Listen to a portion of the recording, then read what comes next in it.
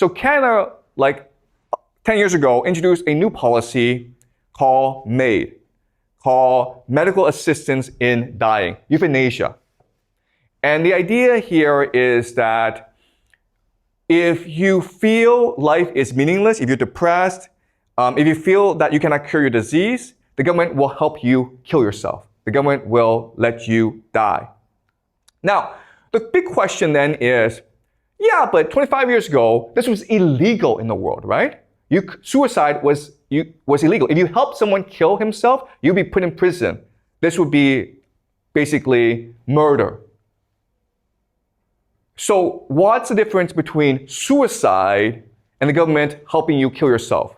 Well, there really isn't, okay? But the government says there is a difference, okay? So this is a brochure from the government, from the Canadian government, explaining you why suicide is bad, okay? Suicide is bad, but suicide by government is good, okay? And it's really stupid. It's disgusting.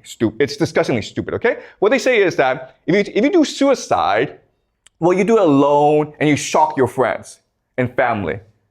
But if you do MAID, then everyone knows you're killing yourself, and so they won't be so sad when you die.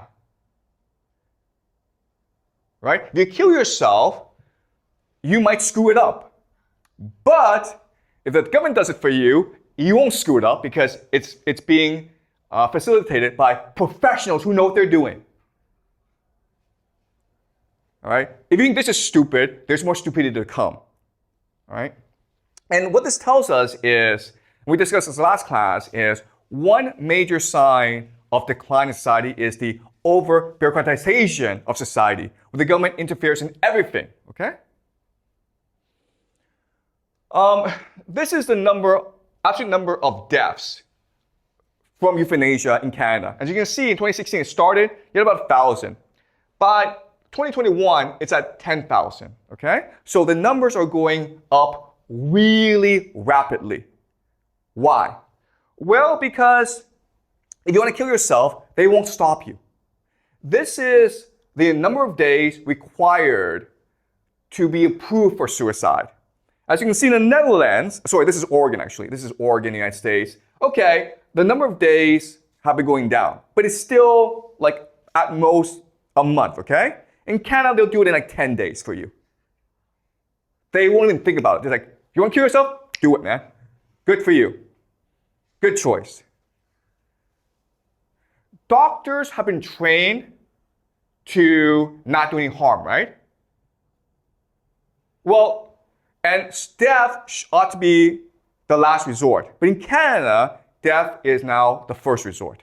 If you go to a doctor and say, I want to die, the doctor's like, sure, let's do it, man. That's pretty disgusting. All right.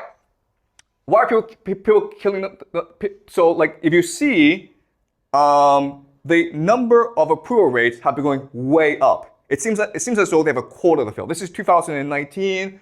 Only 75% were approved. Now it's 81%. It's almost like they have a quota. They're trying to kill as many people as possible, right?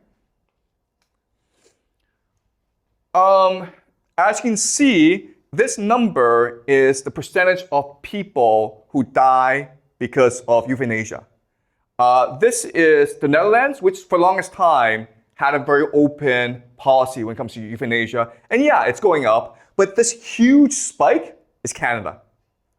Okay? It seems as though Canada's in a rush to kill as many people as possible. So who's dying? Yeah, do you have a question? So the suicide of Canada is not euthanasia? Is that also a type of euthanasia? No, okay. All right, so suicide is when you kill yourself. Euthanasia is when a doctor helps you kill yourself. Euthanasia means good death. It means like you will die painlessly. Okay? Yeah, but like the suicide, you said that suicide by Canada government, is that a type of... No, okay. Euthanasia is suicide by government. Okay? All right. So why are people dying? Well, a lot of them, as you can see, most is actually from cancer. Now, what's interesting about cancer is that it's the most expensive disease to treat, right? Well, that's interesting. And a lot of cancer it's not, it's pretty painful, but it's not terminal. You can still live with cancer, right? So it seems as though people with cancer are being encouraged to die because they're a burden on the system, which means who's dying? Who's dying here? It's poor people who are dying, right? This is pretty obvious. And this is even more interesting, okay? This is the most disgusting part. If the government were to prove your death, you would think that there'd be a rigorous process, right? It would be the last option. But let's understand why people are killing themselves. And there are two main reasons. The first major reason is loss of ability to engage in meaningful activities. It's because you're not happy. This is a lame reason to kill yourself. Okay? Also, loss of ability to perform activities of daily living. It's harder for you to go buy groceries. It's harder for you to walk around. Okay? So again, what's happening is that poor people are dying. And poor people are encouraged to kill themselves because the poor are being a burden on the medical system. And that's the entire basis of euthanasia. So let me ask you this question.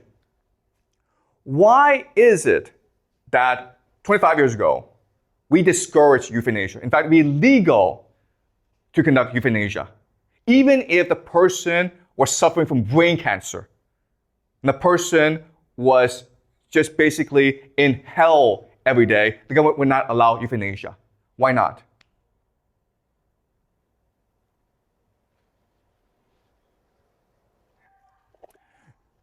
Yeah? Maybe because it was like harder to regulate, like the procedures to take for euthanasia, and because it was like such a new thing, you have no control over what the companies who like provide the service do, Yeah. or like what they do to their patients. I wouldn't even say patients, but like people who purchase their services, and also all because again, it's such a novel thing. The procedures involved, the medical companies involved, maybe what maybe to me loopholes, and it was if I was the government, I'd consider that as a potential danger, something that may be just like disturbing to this current system. Okay, all right. Yeah, that's a very interesting answer, okay? What it tells me is that the society you live in is very different from the society I grew up in, okay? Because 25 years ago, when I was younger, we were taught that every life matters. Every life is a gift from God. And in society, we have to protect everyone, especially the poor, the vulnerable, and the marginalized. Because that's how we come together as a society.